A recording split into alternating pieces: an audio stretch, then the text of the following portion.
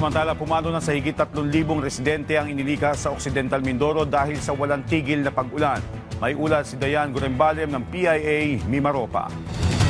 Tuloy-tuloy ang paglikas ng pamahalaan sa ilang residente ng Occidental Mindoro dahil sa pagbaha na dulot ng habagat na pinalakas ng mga bagyong Dante at Emong. Ayon sa pinakahuling datos ng Provincial Disaster Risk Reduction and Management Office o PDRRMO, umakyat na sa 776 na pamilya o halos 3,000 individual ang inilikas sa iba't ibang bayan sa lalawigan.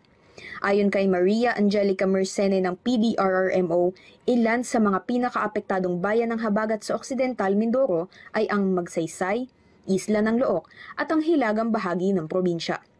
Sa Barangay Balansay sa bayan ng Mamburao na itala ang pinakamataas na baha na umabot sa 4,2 talampakan dahilan upang agarang ilikas ang mga residente.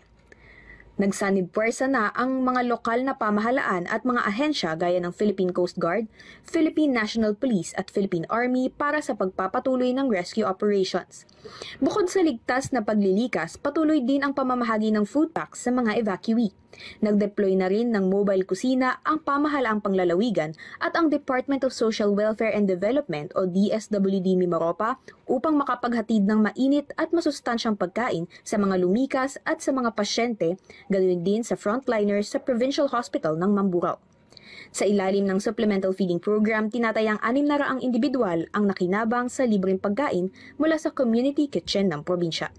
Patuloy namang nakaalerto ang pamahalaan dahil ayon sa Pag-asa, posibleng magtagal ang pag-ulan sa Occidental Mindoro hanggang July 25. Mula rito sa San Jose Occidental Mindoro, para sa Integrated State Media, Dayan Gorembalem ng Philippine Information Agency, Mimaropa.